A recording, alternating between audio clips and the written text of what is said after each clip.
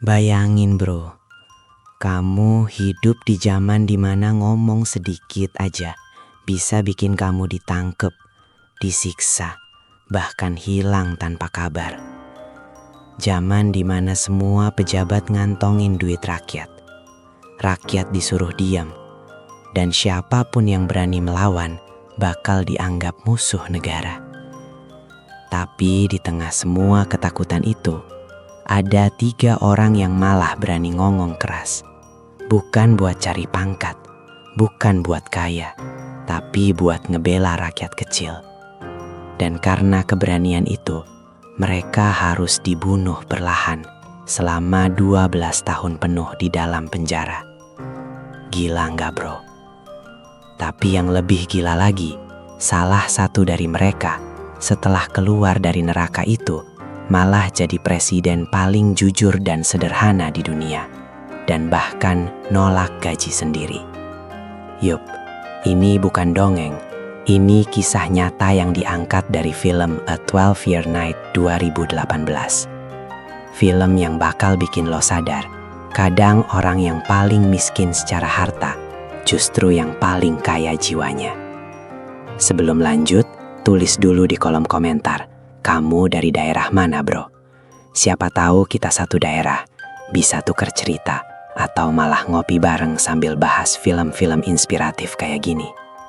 Dan jangan lupa, subscribe dulu channel ini, biar kamu gak ketinggalan kisah nyata yang bisa ngerubah cara pandang hidup lo. Oke, gasken.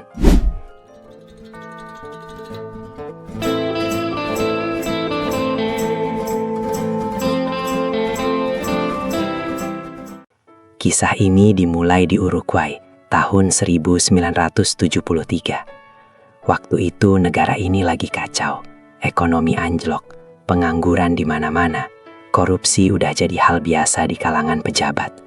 Dan yang paling parah, rakyat hidup di bawah bayang-bayang tentara. Di tengah kekacauan itu, muncul sekelompok orang yang nyebut diri mereka Tupamaros. Mereka bukan penjahat, tapi juga bukan malaikat. Mereka gerakan rakyat, idealis, keras kepala, dan berani. Tujuan mereka cuma satu, ngelawan ketidakadilan. Nah, dari kelompok itulah muncul 3 tokoh utama kita. Pertama, Jose Pepe Mujica, si kepala batu yang bijak. Kedua, Mauricio Rosenkopf, penulis dan penyair. Ketiga, Eleuterio Fernandez Huidobro, si pemikir tak kenal takut. Mereka bertiga dianggap ancaman besar oleh pemerintah militer. Bukan karena punya senjata canggih, tapi karena punya satu hal yang paling ditakuti penguasa, pikiran bebas. Sampai akhirnya, pada malam yang gelap dan sunyi, rumah-rumah digeledah, pintu dijebol, dan suara sepatu tentara menggelegar di jalan. Satu persatu anggota Tupamaros ditangkap. Dan begitu juga 3 orang ini. Tanpa pengadilan, tanpa bukti, tanpa kesempatan untuk membela diri. Mereka diseret ke mobil militer, mata ditutup, tangan diikat. Dan mulai dari situ, hidup mereka berubah jadi neraka tanpa akhir. Jangan bunuh mereka, kata salah satu perwira. Tapi, buat mereka gila. Kalimat itu jadi perintah resmi. Pemerintah mau membunuh jiwa mereka, bukan tubuhnya. Bayangin bro, hari pertama aja udah kayak akhir dunia. Mereka ditaruh di sel sempit, tanpa jendela, tanpa cahaya. Kadang dikurung berbulan-bulan tanpa pernah dengar suara manusia. Makanan dikasih kayak buat binatang, bahkan kadang sengaja dibusukin. Jose Mujica, si tokoh utama, mulai kehilangan rasa waktu. Siang dan malam udah gak bisa dibedain lagi. Dia cuma bisa duduk di lantai dingin, menatap kegelapan, sambil nanya ke dirinya sendiri, berapa lama lagi aku harus hidup begini? Tapi yang luar biasa, di tengah kesunyian itu, Mujika justru mulai mendengar dirinya sendiri. Dia mulai sadar kalau manusia bisa kehilangan semuanya. Tapi selama masih punya pikiran dan harapan, dia belum kalah. Satu-satunya cara mereka bertiga berkomunikasi adalah dengan kode ketukan di dinding. 1 ketukan berarti ya, 2 ketukan berarti tidak, 3 ketukan bisa berarti aku masih hidup. Itu aja udah cukup buat mereka terus bertahan. Rosenkopf, si penyair, bahkan mulai bikin puisi di kepalanya. Karena gak ada kertas dan pena, dia hafalin tiap baris, ulang tiap malam, biar otaknya gak mati. Hui Dobro mulai ngomong sama serangga, sama bayangan, bahkan sama dirinya sendiri. Gila, iya, tapi justru di kegilaan itulah mereka tetap waras. Militer sengaja mindahin mereka dari satu penjara ke penjara lain. Kadang di bawah tanah, kadang di tempat terpencil di pegunungan. Bahkan pernah dikurung di dalam tangki besi yang gelap total.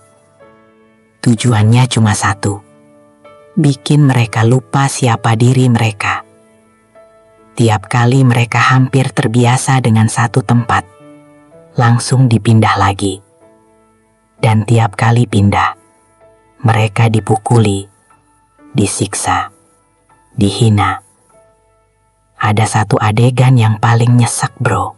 Ketika Mujika dikasih makan air busuk, lalu dipukul sampai pingsan karena nolak tunduk.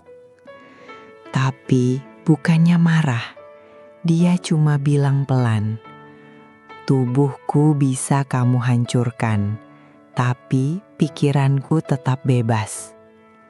Kata-kata itu kayak cambuk, bukan cuma buat penjaga penjara, tapi juga buat kita yang nonton. Kadang kita di luar penjara, tapi justru pikiran kita terkurung sama takut dan gengsi. Waktu terus berjalan. Tahun demi tahun berlalu tanpa kabar dari dunia luar. Bahkan keluarga mereka gak tahu apakah mereka masih hidup atau udah mati. Tapi Mujika gak pernah berhenti berharap. Dia belajar dari alam di sekitarnya. Dari semut yang tetap jalan walau jatuh ribuan kali. Dari air hujan yang tetap jatuh walau tahu akan menguap. Dari matahari yang tiap pagi muncul lagi walau kemarin tenggelam. Kalau semut aja bisa bertahan, katanya, manusia juga bisa. Bro, bagian pertama film ini bukan cuma kisah politik. Ini tentang bertahan saat semua pintu tertutup. Tentang percaya bahwa di balik penderitaan ada makna yang disembunyikan. Coba pikir, di dunia sekarang kita punya handphone, internet, makanan, kebebasan jalan kemana aja. Tapi masih banyak yang ngeluh hidupnya berat. Sedangkan 3 orang ini 12 tahun hidup di neraka, tapi gak pernah kehilangan kemanusiaannya. Di akhir bagian pertama ini, kita baru lihat permulaan dari perjalanan panjang mereka. 12 tahun, bukan waktu yang singkat, bro. 12 tahun itu bisa bikin orang waras jadi gila. Tapi buat Mujika dan 2 temannya, 12 tahun itu justru jadi sekolah kehidupan paling keras yang pernah ada. Di bagian berikutnya, kita bakal lihat gimana mereka menghadapi rasa kehilangan, kesepian, dan mulai menemukan arti kebebasan sejati. Bahkan ketika tubuh mereka masih dikurung. Jadi, kalau kamu ngerasa hidup kamu lagi berat, ingatlah, Ada orang yang pernah kehilangan segalanya. Tapi justru karena itu, dia menemukan segalanya. Mereka berusaha membunuh jiwa kami. Tapi jiwa itu justru tumbuh lebih kuat.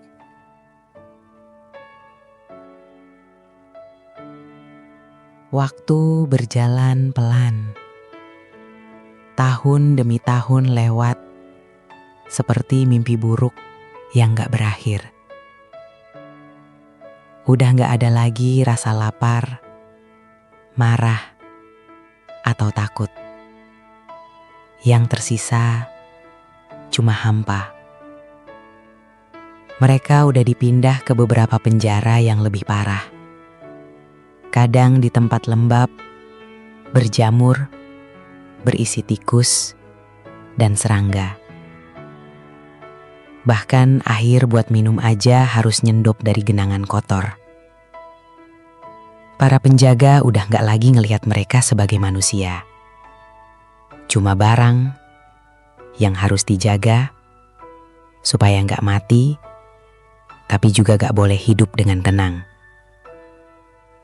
Suatu hari, Mujika mulai ngalamin hal yang menakutkan. Dia mulai dengar suara-suara di kepalanya. Ada suara ibunya, pacarnya, bahkan suara temennya yang udah mati. Awalnya dia pikir itu halusinasi. Tapi lama-lama, dia mulai ngobrol sama suara-suara itu. Bahkan di film, ada adegan di mana dia duduk sendirian di pojok sel, bicara ke udara kosong. Tapi nadanya tenang, kayak lagi ngobrol sama teman lama. Gue yakin bro, siapapun yang ada di posisi itu bisa gila beneran. Tapi Mujika justru belajar berdamai sama kesunyian itu. Dia bilang dalam pikirannya, kalau aku harus hidup dengan bayangan, maka aku akan berteman dengan bayangan. Di sisi lain, Rosenkopf masih terus menulis dalam pikirannya. Puisi demi puisi, dia simpan dalam ingatan. Kadang dia ulang-ulang sampai ratusan kali biar gak lupa. Satu puisinya yang paling terkenal bahkan lahir dari penjara. Tentang burung kecil yang bebas di luar, sementara dia terkurung di dalam. Dia bilang, burung itu mungkin kecil, tapi dia punya langit. Aku besar, tapi tak punya apa-apa. Kalimat itu nyentuh banget bro. Karena di balik rasa iri sama burung yang terbang bebas, dia juga belajar bahwa kebebasan bukan cuma soal bisa pergi kemana aja, tapi soal bisa merasakan hidup meski cuma di satu tempat. Sementara Huido bro, orang yang paling keras kepala, mulai berubah. Dia dulunya pemberontak sejati, selalu lawan perintah, gak pernah tunduk. Tapi setelah bertahun-tahun dikurung, dia mulai mikir, apa arti perjuangan kalau aku cuma terus benci? Dia mulai belajar diam, merenung, dan mencoba memaafkan. Bukan karena dia lemah, tapi karena dia sadar, memaafkan bukan tanda menyerah, tapi tanda menang melawan diri sendiri.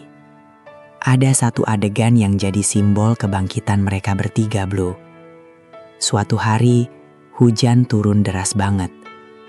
Air masuk lewat atap bocor, memenuhi sel mereka yang sempit. Penjaga cuek aja. Tapi Mujika, yang udah hampir gila, malah ketawa kecil. Dia angkat wajahnya ke atas, biarin air hujan jatuh ke mukanya. Terus dia bilang pelan, "Ini hujan pertama yang aku rasain dalam bertahun-tahun." Dia mandi, minum, dan tertawa kayak anak kecil. Adegan itu sederhana banget, tapi dalam banget maknanya. Karena bahkan di tengah penderitaan paling dalam, manusia masih bisa menemukan kebahagiaan kecil. Setelah momen itu, Mujika mulai nemuin keseimbangan batin. Dia mulai sadar, mereka bertiga gak bisa ngontrol apapun. Bukan makanan, bukan waktu, bukan tempat tinggal. Tapi mereka masih bisa ngontrol cara berpikir. Dia bilang dalam monolognya, mereka bisa mengurung tubuhku, tapi tidak pikiranku. Itu titik balik, bro. Dari situ mereka gak lagi mikirin kapan bebas, tapi bagaimana tetap manusia di tengah sistem yang mau bikin mereka jadi binatang. Lucunya, lama-lama beberapa penjaga mulai iba. Ada satu penjaga muda yang diam-diam kasih Mujika sedikit makanan tambahan atau air bersih buat minum. Awalnya Mujika curiga, takut racun, tapi ternyata tulus. Dan di situ dia sadar, bahkan di tempat paling gelap pun masih ada cahaya kecil dari hati manusia. Dia mulai ngobrol diam-diam sama penjaga itu. Kasih nasihat singkat, jangan jadi orang yang cuma nurut perintah. Kadang nurani lebih penting dari seragam. Penjaga itu cuma diam, tapi ekspresinya berubah. Film ini nunjukin kebaikan itu bisa muncul, bahkan dari dua orang yang harusnya jadi musuh. Di film ini juga banyak dialog batin yang filosofis banget. Mujika ngomong ke dirinya sendiri. Kebebasan bukan berarti bisa melakukan apa saja. Kebebasan adalah tahu apa yang tidak ingin kau lakukan. Dia sadar, banyak orang di luar sana yang mengaku bebas, padahal diperbudak oleh keinginan, uang, dan ambisi. Sedangkan dia, walau terkurung, justru merasa tenang, karena nggak punya apa-apa lagi untuk hilang. Itu yang bikin film ini beda, bro. Ini bukan cuma cerita politik, tapi cerita tentang jiwa manusia yang bertahan dari kehancuran. Beberapa tahun kemudian, mereka dipindah lagi. Kali ini ke penjara di luar kota, yang bahkan lebih sunyi. Tapi di perjalanan, Mujika sempat ngeliat sekilas dunia luar dari balik penutup mata. Pohon, langit, dan anak-anak main bola di lapangan. Dia cuma sempat lihat beberapa detik, tapi cukup buat bikin hatinya bergetar. Aku masih di bumi yang sama, katanya pelan. Dunia masih ada, dan suatu hari aku akan kembali ke sana. Bayangin, bro, cuma lihat anak kecil main bola aja bisa bikin dia bahagia. Padahal kita yang bebas sering ngeluh karena hal-hal sepele. Waktu terus jalan, umur mereka makin tua, tubuh makin lemah. Rosenkopf mulai kena infeksi, Mujika sering pingsan, Huidobro batuk darah. Tapi anehnya, semangat mereka nggak padam. Mereka mulai berkomunikasi lagi lewat ketukan dinding. Kadang cuma satu ketukan kecil yang berarti aku masih hidup. Dan di situ mereka sadar, selama masih bisa ngasih tanda, mereka belum kalah. Bahwa penderitaan itu bukan selalu kutukan, tapi kadang jadi guru paling jujur. Karena dari penderitaan, kita bisa lihat siapa diri kita sebenarnya. Banyak orang bilang, kalau aku di posisi mereka, pasti udah gila. Tapi Mujika malah bilang, mungkin aku memang gila, tapi gila yang masih tahu mana benar dan salah. Dan lo tahu, bro, kadang dunia ini memang butuh orang yang gila seperti itu. Orang yang tetap percaya sama kebaikan, bahkan di saat semua orang udah nyerah. Setelah hampir 1 dekade, situasi politik Uruguay mulai berubah. Tekanan internasional makin besar. Dan akhirnya muncul pembicaraan tentang kemungkinan pembebasan tahanan politik. Tapi buat Mujika DKK, kabar itu nggak langsung bikin bahagia. Karena setelah 10 tahun hidup di penjara, mereka udah nggak tahu lagi gimana rasanya hidup di dunia nyata.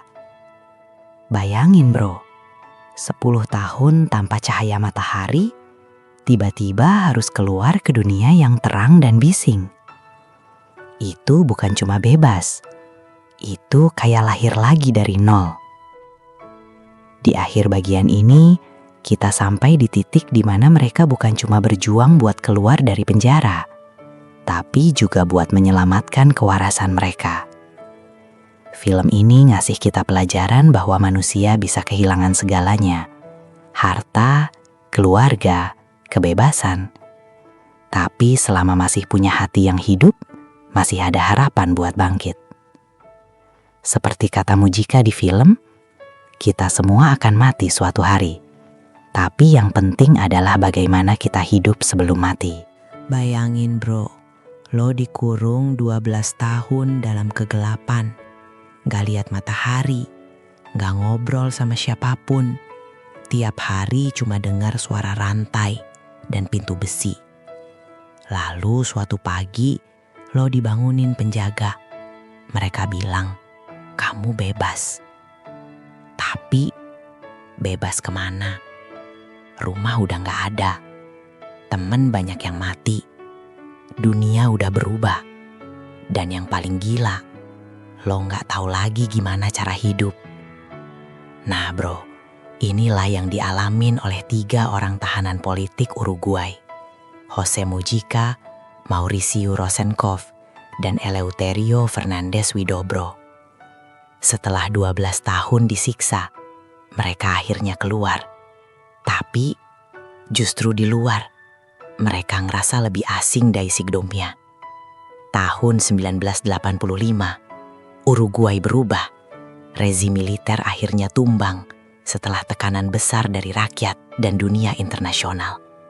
Pemerintah baru dibentuk dan ribuan tahanan politik dibebaskan, termasuk Mujica dan kawan-kawan. Adegan di film ini bikin merinding. Pintu besi yang selama 12 tahun gak pernah terbuka itu akhirnya digedor dari luar. Penjaga datang, ngasih baju lusuh, dan cuma bilang, kamu bisa pergi. Gak ada upacara, gak ada permintaan maaf. Mereka cuma disuruh jalan keluar, seperti barang yang gak lagi dipakai. Tapi bro, langkah pertama itu berat banget, karena kaki mereka gemetaran. Mata mereka silau kena cahaya matahari, yang udah 12 tahun gak mereka lihat. Adegan pertama, begitu mereka keluar, kamera nunjukin mata Mujica yang nyipit kesakitan karena cahaya matahari terlalu terang. Itu simbol banget. Cahaya yang dulu mereka rindukan, sekarang justru bikin sakit. Kayak pesan tersembunyi bro. Bebas itu gak selalu berarti nyaman. Rosenkopf bahkan harus belajar lagi jalan normal. Karena selama di sel, dia cuma bisa berdiri di ruang selebar 2 langkah. Begitu keluar, dia goyah kayak anak kecil yang baru belajar jalan. Pas Mujica keluar, gak ada keluarga yang nunggu. Ibunya udah meninggal, rumahnya udah dijual. Yang nyambut dia cuma seorang teman lama yang udah tua juga, dan pelukan yang hening tapi penuh makna. Rosenkopf sedikit lebih beruntung. Dia ketemu keluarganya lagi, tapi mereka hampir gak kenal dia. Anaknya udah gede dan panggil dia Pak dengan ragu-ragu. Bayangin bro, lo keluar dari penjara berharap bisa peluk keluarga, tapi malah ngerasa kayak orang asing di rumah sendiri. Beberapa minggu pertama, mereka gak bisa tidur di kasur empuk. Mujica malah tidur di lantai, karena katanya kasur terlalu lembut bikin aku gak tenang. Mereka juga bingung sama hal-hal kecil, kayak keran air, lampu listrik, atau orang ngobrol di kafe. Dunia berjalan cepat banget, sementara mereka ketinggalan 12 tahun di belakang. Kayak keluar dari gua ke dunia baru. Semuanya terasa asing, bahkan udara yang segar pun bikin mereka canggung. Tapi bro, manusia emang luar biasa. Perlahan mereka mulai bangkit. Rosenkopf kembali nulis, kali ini dengan pena beneran, bukan cuma di kepala. Dia nulis buku tentang pengalamannya di penjara, dan bukunya itu jadi saksi sejarah tentang kekejaman militer Uruguay. Sedangkan Mujica, dia gak mau balas dendam. Dia malah bilang, kalau aku balas dendam, maka mereka menang 2 kali. Kata-kata itu legend banget bro. Dari situ lo tahu, penderitaan bisa bikin orang pahit. tapi bisa juga bikin orang bijak. Tergantung hatinya. Huidobro juga gak tinggal diam. Dia kembali aktif di politik, tapi bukan dengan kekerasan. Dia belajar dari masa lalu, bahwa perubahan gak harus lewat senjata, tapi lewat pikiran dan dialog. Dia bilang di satu wawancara, "Kami dulu pengen ubah dunia dengan peluru. Sekarang kami pengen ubah dunia dengan kata-kata." Gila bro. Perubahan pola pikir kayak gitu cuma bisa lahir dari penderitaan yang dalam banget. Nah, ini bagian paling luar biasa. Bertahun-tahun setelah bebas, Mujika terjun ke dunia politik. Tapi dia beda dari politisi lain. Dia gak mau kaya, gak mau rumah mewah, gak mau gaji besar. Dia tinggal di rumah kecil di pinggir kota, nyetir mobil tua Volkswagen Beetle warna biru, dan nyumbang 90% gajinya buat rakyat miskin. Bro, bayangin, orang yang dulu disiksa dan dianggap musuh negara malah jadi presiden Uruguay di tahun 2010. Dan saat ditanya kenapa hidupnya sederhana banget, dia jawab santai, "Aku gak miskin, aku hanya hidup sederhana. Miskin itu kalau kamu butuh terlalu banyak hal." Kata-kata ini meledak di seluruh dunia, dan banyak orang nyebut dia presiden paling miskin tapi paling bahagia di dunia. Mujika, Rosenkopf, dan Huidobro berubah jadi orang yang gak lagi haus kekuasaan. Mereka justru ngerti arti manusia, cinta, dan kebebasan. Buat Mujika, kekuasaan bukan buat menindas, tapi buat melayani. Dia bahkan bilang, negara yang baik itu bukan yang punya orang kaya banyak, tapi yang rakyatnya bahagia. Bayangin bro, ini ucapan dari orang yang pernah makan tikus hidup-hidup di penjara karena kelaparan. Tapi hatinya nggak pernah mati. Meski udah bebas, mereka bertiga butuh waktu lama buat nyatu lagi sama kehidupan. Kadang, Mujika masih suka diem di pojokan, karena katanya, di sana aku bisa mikir jernih. Rosenkopf suka nangis kalau dengar suara rantai atau pintu besi dibanting. Trauma itu nggak hilang bro, tapi mereka belajar hidup berdampingan dengan luka itu. Dan dari situlah muncul kekuatan sejati, memaafkan tanpa melupakan. Ada satu momen di akhir film yang nyentuh banget. Mujika ngomong langsung ke kamera, kayak ngobrol ke kita semua. Kalian yang muda, jangan ulangi kesalahan kami. Belajarlah tanpa membenci. Berjuanglah tanpa menghancurkan. Gue yakin, kalimat itu bukan cuma buat rakyat Uruguay, tapi buat seluruh dunia, termasuk kita. Karena di zaman sekarang, banyak orang ribut soal politik, agama, atau perbedaan. Tapi lupa, kalau ujungnya, kita semua cuma pengen hidup tenang dan bahagia. Di kehidupan nyata, Mujika sering diwawancara oleh media luar negeri. Dan tiap kali ditanya tentang kemewahan, dia selalu jawab dengan kalem. Kita datang ke dunia ini untuk hidup, bukan untuk jadi budak dari keinginan. Dia percaya, kebahagiaan bukan soal berapa banyak yang kita punya, tapi seberapa sedikit yang kita butuh. Kata-kata itu lahir dari pengalaman 12 tahun di ruang gelap, ketika dia nggak punya apa-apa kecuali pikirannya sendiri. Dan itu cukup buat dia bertahan hidup. Mujika duduk di halaman rumahnya yang sederhana, lihat matahari terbenam sambil minum mate, teh khas Uruguay. Dia ngomong pelan, "Dulu aku benci waktu, karena dia berjalan tanpa belas kasihan. Sekarang aku mencintainya, Karena tanpa waktu, aku gak akan jadi siapapun. Bro, kalimat itu sederhana, tapi dalam banget. Kadang waktu yang kita benci, waktu menunggu, waktu kehilangan, waktu terluka, justru waktu yang bikin kita tumbuh jadi manusia sesungguhnya. Jadi bro, meski mereka bertiga akhirnya bebas, tapi kebebasan itu bukan berarti mereka kembali seperti dulu. Mereka bukan lagi pemberontak yang marah, tapi manusia yang tercerahkan, yang ngerti bahwa kebebasan sejati bukan di luar penjara, tapi di dalam hati. Karena kalau hati masih dipenuhi dendam, kita bakal tetap jadi tahanan seumur hidup, meski tanpa jeruji. Bro, gila banget ya perjalanan mereka. Dari disiksa tanpa ampun, sampai akhirnya keluar jadi simbol harapan dunia. Kisah ini ngingetin kita bahwa manusia bisa dipenjara, tapi nggak ada yang bisa memenjarakan jiwa yang bebas. Bro, waktu Mujica jadi presiden Uruguay, dunia langsung gempar. Soalnya dia nggak tinggal di istana kepresidenan.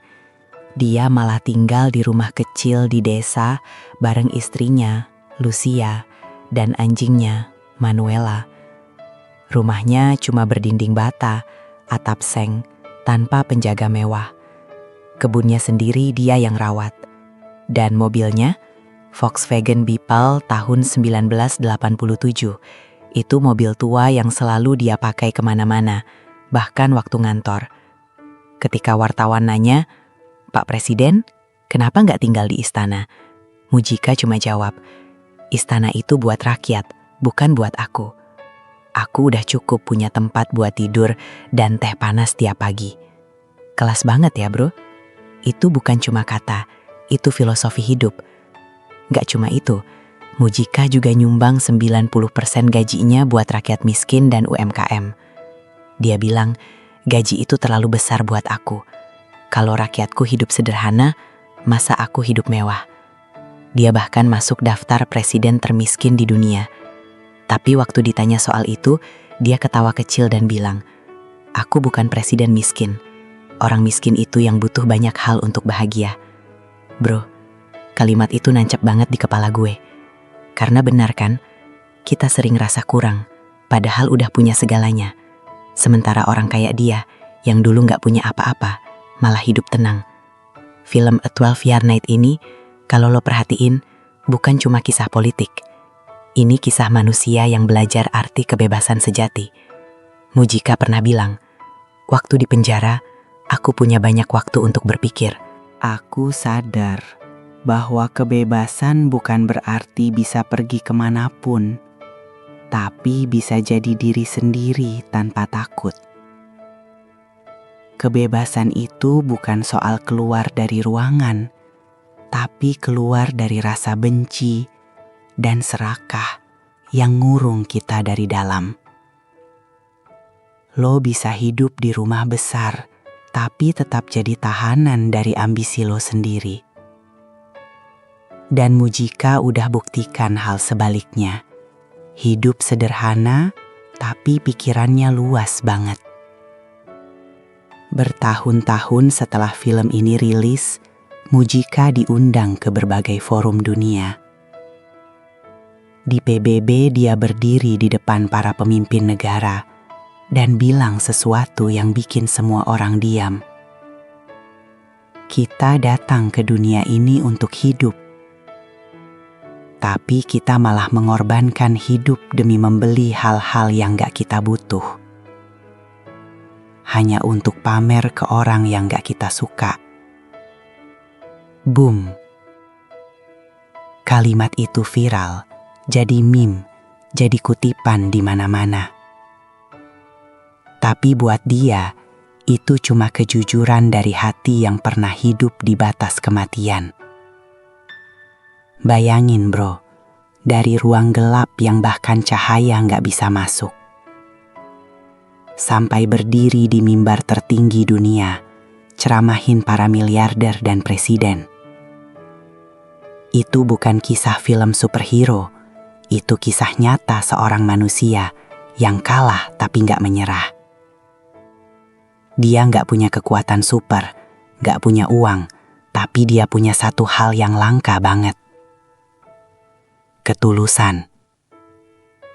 Dan ketulusan itu yang ngebuat dia menang, bukan menang di politik, tapi menang dalam hidup. Tahun-tahun berlalu, Huidobro meninggal dunia lebih dulu. Mujika dan Rosenkopf hadir di pemakamannya. Mereka berdiri diam, gak banyak kata, cuma saling pandang. Rosenkopf bilang pelan ke Mujika, "Kita pernah dikurung bareng di neraka, dan sekarang kita masih di sini." Mujika jawab, "Dia bebas duluan, bro." Kalimat itu sederhana, tapi dalam banget. Karena buat mereka, kematian bukan akhir, tapi bentuk kebebasan lain dari dunia yang kejam dan penuh ego. Lucia, istri Mujika, juga tahanan politik dulu. Mereka ketemu lagi setelah bebas, lalu menikah. Mereka gak punya anak, tapi punya kebun, anjing, dan ribuan rakyat yang sayang sama mereka. Setiap pagi, mereka minum mate bareng, ngobrol santai tentang hidup. Kadang Mujika bilang, "Kita cuma numpang lewat di dunia ini. Jangan terlalu serius, tapi jangan juga buang waktu sia-sia." Dan itulah gaya hidupnya. Gak muluk, gak berlebihan, tapi penuh makna. Bro, film A 12-Year Night bukan cuma buat ditonton, tapi buat direnungkan. Karena banyak banget pelajarannya yang nyentuh hidup kita hari ini. 1. Kesepian bukan akhir, tapi tempat kita menemukan diri sendiri. 2. Dendam gak bikin kita menang, tapi bikin kita tetap terkurung. 3. Kekuasaan tanpa empati cuma sia-sia. 4. Dan kebebasan sejati lahir dari hati yang sederhana. Mujika ngajarin kita bahwa manusia bisa kehilangan segalanya, tapi kalau dia gak kehilangan hatinya, dia gak pernah benar-benar kalah. Bro, jujur aja, kadang kita tuh dikurung juga. Bukan di penjara besi, tapi di penjara pikiran. Kita dikurung sama gengsi, sama iri, sama keinginan yang gak ada habisnya. Kita kerja mati-matian buat beli hal yang sebenarnya gak kita butuh, dan lupa buat nikmatin hidup sederhana. Tapi Mujika udah buktiin bahwa justru dengan hidup sederhana, kita bisa ngerasain kebebasan yang sebenarnya. Dia lihat langit sore, senyum, dan bilang pelan, "Aku bukan korban, aku cuma manusia yang belajar dari luka." Dan di situ layar perlahan gelap. Jose Mujika menjadi presiden Uruguay tahun 2010. Dia tetap hidup sederhana dan menolak kemewahan sampai hari ini. Bro, adegan itu bikin banyak penonton nangis. Bukan karena sedih, tapi karena sadar bahwa kadang orang yang paling kehilangan justru paling ngerti arti hidup. Jadi bro, itulah akhir kisah nyata dari film A 12-Year Night. Kisah 3 orang yang disiksa, tapi gak pernah kehilangan kemanusiaannya. Kisah orang yang diajarin oleh penderitaan dan akhirnya ngajarin dunia tentang arti kebebasan, kejujuran, dan cinta. Gue pengen lo renungin satu hal dari cerita ini. Kita nggak bisa milih lahir di mana, tapi kita bisa milih gimana cara hidup. Dan kalau lo ngerasa terinspirasi, klik tombol subscribe biar nggak ketinggalan kisah nyata luar biasa lainnya. Karena setiap minggu kita bakal bahas film-film yang gak cuma seru, tapi juga bikin mikir. Tulis di komentar, lo dari mana bro? Siapa tahu kita satu daerah bisa ngopi bareng sambil bahas makna hidup dari kisah kayak gini.